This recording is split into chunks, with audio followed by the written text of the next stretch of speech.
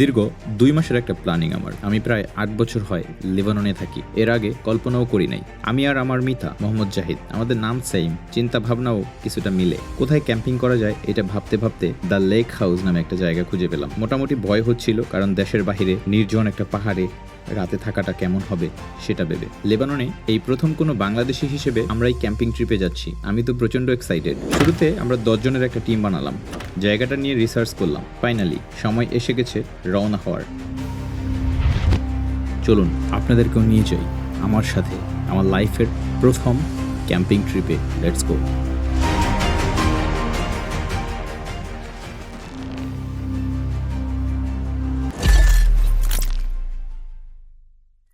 আজকে আমাদের ক্যাম্পিং ট্রিপে আপনাদের স্বাগতম। আমরা আছি এখন হিলটনের সামনে, দেখতে পাচ্ছেন। আমরা এখানে আস্তে আস্তে প্রায় রাত হয়ে গেছে। একটু আগে আসলে হয়তো ভালো হইতো, দিনের আলোতে সবকিছু দেখা যেত। আমি এখানকার ওনারের সাথে কথা বলছিলাম যে আমরা আসতেছি। উনি আমাদেরকে এখন চারপাশটা ঘুরে দেখাইতেছে। এই ভিউটা আমরা এখন দেখাইতে পারতেছি না। এই ক্যাম্পিংটার জন্য এতটুকু পরিমাণ এক্সাইটেড ছিলাম। এমন একটা জায়গা যে রাস্তা দিয়ে আসছি আমরা, রাস্তা হন্নডন্নর করতেছে, গ্রামের রাস্তার মতন। গ্রামের রাস্তা হইতে ভালো এই অবস্থা। এই ওয়েদারটা থেকে সবচেয়ে বেস্ট ব্যাপার হয়েছে যে এখানে আমরা আজকে রাত্রে থাকবো, সকাল দেখবো। তুমি কিছু বলবা? আমার কিছু বলার না, আজকে খুব ভালো লাগতো ভাইয়া। আপনি ভাই এনজয়। সবাই 2.5-3 ঘন্টা জার্নি করে আসার পরেও অনেক এক্সাইটেড হয়ে গেছে জায়গাটা দেখে। এখন আমরা কিছুক্ষণ রেস্ট করে তারপরে আমাদের যে টেন্ট গুলো আছে এগুলা ফিট করব। 3টা টেন্ট আনছি আমরা, 10 জন লোক, এক একটা টেন্টে 4 জন করে থাকা যাবে। টেন্ট গুলা ফিট করে আমরা আমাদের খাবার দাবারের আয়োজন করা শুরু করব। গাইস, এটা জীবনের প্রথম আমি টেন্ট ফিক্সড করতেছি। এটা হচ্ছে আপনার বোম্বা। আমরা বাংলাদেশে কই বোম্বা জায়গা একটা দেন। আমাদের জাহিদ এটাকে একটু বলতে পারে না, এক জেলার একটা ভাষা। এটাকে বাংলাদেশের ভাষা হলো কুপি বলে, কুপি। আমরা প্রথম বললে আমরা কুপি দেখ।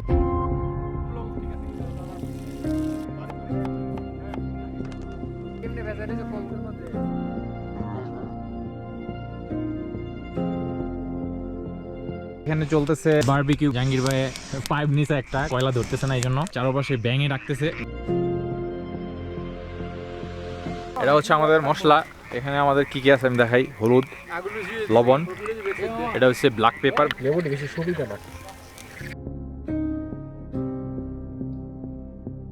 এটাকে বলে জোয়ানি। এটা হচ্ছে মুরগির যে হাতা থাকে, মুরগির হাতা আমরা পোড়ায় রাখছি। এখানে আছে আমাদের সালাতা, আর এখানে হইতেছে তাও, এটাকে লেবানিজ ভাষায় বলা হয় তাও। তো এটা কমপ্লিট হইলে আমরা খাওয়া দাওয়া করবো এখন। তো সকলের প্রচন্ড খিদা লাগছিল, এই জন্য খাওয়া দাওয়া শেষ করে ফেলছি, ভিডিও করতে ভুলে গেছিলাম। তো এখন আমরা চা খাচ্ছি আর ঠান্ডা বাতাসের ফিল নিচ্ছি। এখন হচ্ছে রাত 3টা বাজছে। শরীফ ভাই, কি গরম লাগেনি ভিতরে? ঠিক আছে, ঠিক আছে, কমফোর্টেবল। তো আমরা তো এখন মুড়ি বানায় খামু। আপনারা কি খাবেন না নাকি? ব্রো আজকে তুমি আমরা গাইজ আপনারা কি মুড়ি বানায় খাওয়ার জন্য মানে খাবেন নহন নাকি? সবাই রাজি। তো গাইজ এখন চলতেছে মুড়ি বানানি। আচ্ছা, রাত কয়টা বাজে কেউ কি বলবেন? 3টা। মুখটা এরকম ফ্রেন্ড সার্কেল সহকারে দেশের বাইরে মুড়ির ফিলিংসটা অন্যরকম। এখানে ডার্ক ব্লু, উনি মুড়ি খায় না, এই জন্য ওনার জন্য স্পেশালি ড্রিঙ্ক। ধন্যবাদ ভাইজান। উনি একাই ক্যাম্পে মানে টেন্টে রয়ে গেছে, উনি নাকি মুড়ি খায় না, এই জন্য। আমি এটা জানতাম না যদিও। This is for me. So বিজ্ঞাপন দিতেছ কোম্পানি।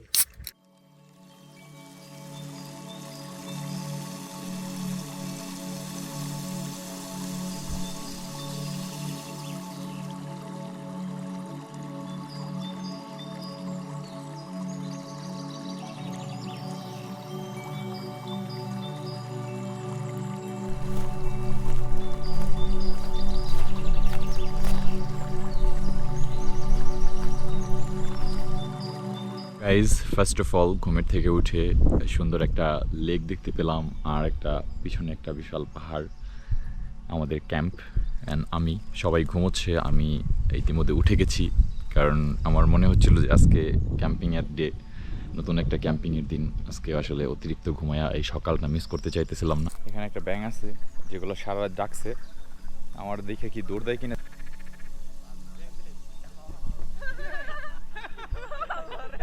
ব্যাঙ চলে গেছে আমার দেখা, সবাই হাসতেছে।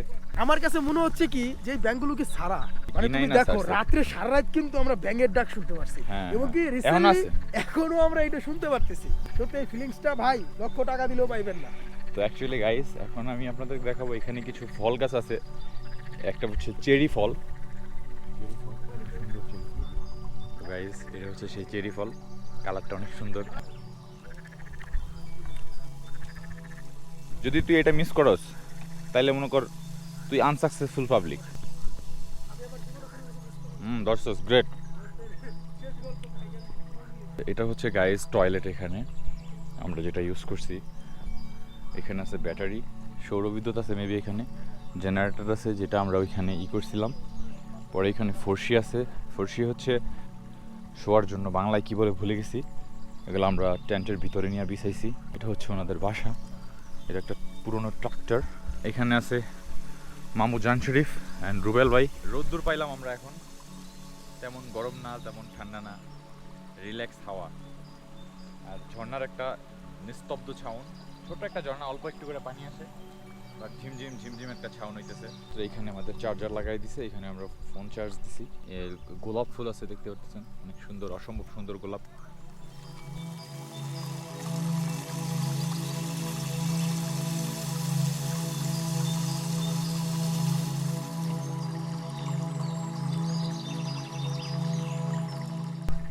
এখন আমরা যাইতেছি হাইকিং করতে। হ্যালো, আচ্ছা শরীফ ভাই, আমরা মোট 2, 4, 5 জন, এই 5 জন এখন যাইতেছি হাইকিংয়ে।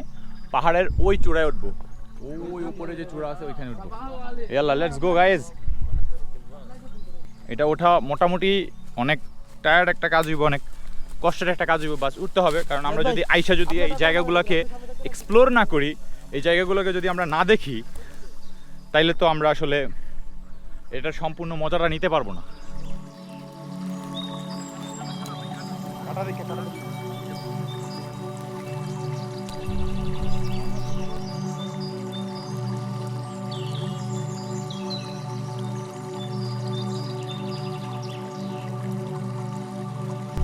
আমরা যেই জায়গাটা আজকে আসছি লেক হাউস, এটা হচ্ছে এই লেকটা হচ্ছে সেই লেকটা। এখানে আছে সালাউদ্দিন ভাই, আমাদের বাংলাদেশ পতাকা সহ শরীফ ভাই আছে। আপনারা কিছু বলতে চান? বলার মতন ভাষা নাই।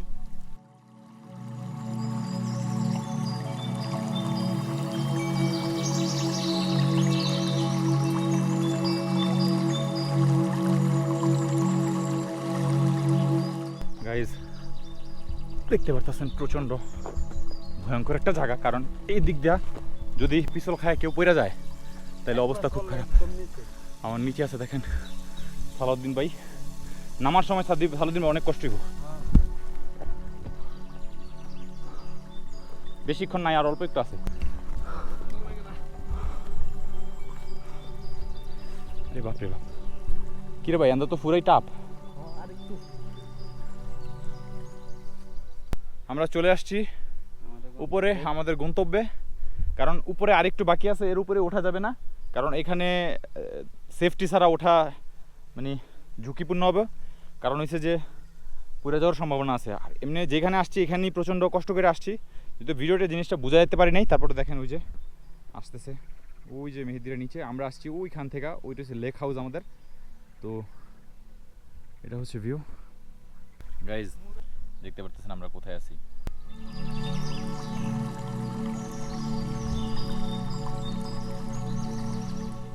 আমরা এই জায়গাটাতে নেমে যেতে রিগা না যাই, এদিক দিয়ে গেলে আমরা রিস্ক হবো। কারণ কি, এদিক দিয়ে সমতল দেখা যায়, কিন্তু যাওয়ার সময় অনেক কষ্ট হবে।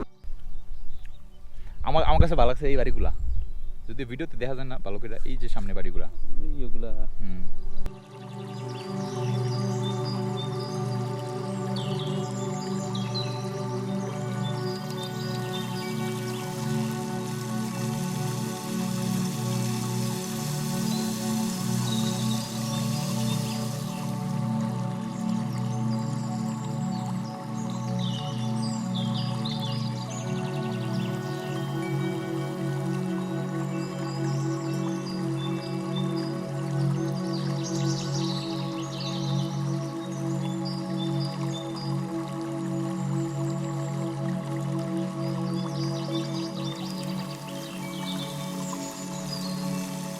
গাইজ। তো আমরা নিচে নামতেছি, এন্দি উঠছি, খেয়াল করিনি, এন্দা উঠছি, আমার নিজের মনে আছে। গাইজ সাবধানে সাবধানে, খারান সালাউদ্দিন ভাই খারান। এদিকে আবার নামতে ভালো লাগে, দূরে দূরে। এ না কাটা না দিও না হাত কাটা ভালো না, কাটা বোহেমিয়া হ্যাঁ ফুটকি ঠান্ডা যায়, কাটা থাকলে পাও বা হারায় নাকি কাটাই তো পাহাড়ের বিষাক্ত কাটা এগুলা, পাহাড়ের বিষাক্ত কাটা। আরে অল্প একটু আছে, পরে আর আমাদের মানে রিস্ক নাই আর কি, কষ্ট হবে না তেমন একটা। এখানে আছে ভেড়ার পাল,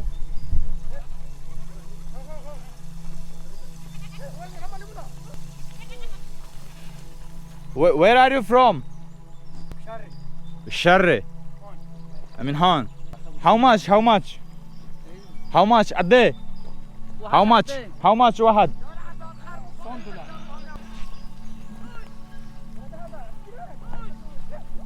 উপর থেকে সুস্থভাবে ফিরে আসছি, এই জন্য সবাই বলি আলহামদুলিল্লাহ। আমরা এখন খাওয়া দাওয়ার জন্য রেডি হব। তো আমরা এখন খাবার দাবারের জন্য সব কিছু রেডি করতেছি। আমরা বানাবো বিফ স্যান্ডউইচ। জাহিদ ভাই একটা গ্যাসের চুলা নিয়ে আসছে ছোট্ট। এখন আমরা মাংস ধুইতেছি, এটা দিয়ে আমরা বিফ স্যান্ডউইচটা বানাবো। এখানে আমরা রাখতেছি টমেটো, ক্যাপসিকাম, তারপরে আমরা দিব মাশরুম, পেঁয়াজ আর অনেক কিছু। আসলে মাশরুম আমি অনেক পছন্দ করি, একটা মাশরুম খাওয়া যায়। সালাউদ্দিন ভাইকে একটা দেওয়া যাক।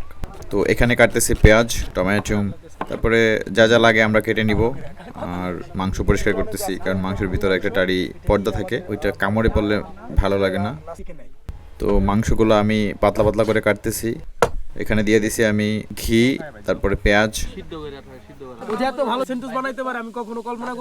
শরীফ ভাই আসলে স্যান্ডউইচ খাবে না, এই জন্য রুটির উপরেই তাদের মাংস দিয়ে দিতাম। এখানে দিতেছি রুটির উপরে একটা রসুনের সস, তারপরে মাংসের যে ইটা বানাইছে ওইটা দিয়ে দিছি, তারপরে দিয়েছি টমেটো, তারপর হচ্ছে ফ্রেঞ্চ ফ্রাইজ। এখন এটাকে পেঁচিয়ে দিলেই হয়ে যাবে স্যান্ডউইচ। উপরে মায়োনেসও দিয়ে দিছি। সবাই খায়া অনেক প্রশংসা করছে। তাছাড়া সকালবেলা সকলেরই অনেক খিদা লাগছিল।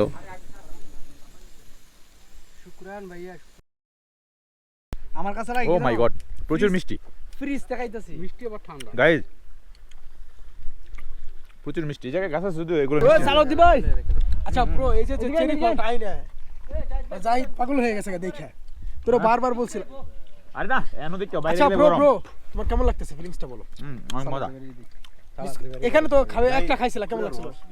একটা এখানে খাইছিলা না? এটা এগুলো ভালো, কিন্তু এগুলো পাকে নাই ঠিক মতো, যেমন এগুলো লাল হইছে কিন্তু লাল নেই। কি কম। তো আমাদের ট্যুরের গন্তব্যটা প্রায় শেষ পর্যায়ে। এখন আমি ওনাকে আমাদের বিল দেবো। এখানে এটা হচ্ছে একটা প্রাইভেট প্লেস, তো এখানে অবশ্যই ওনাকে আমাদের টাকা দিতে হবে। আমরা জনপ্রতি দিয়েছি $10 করে।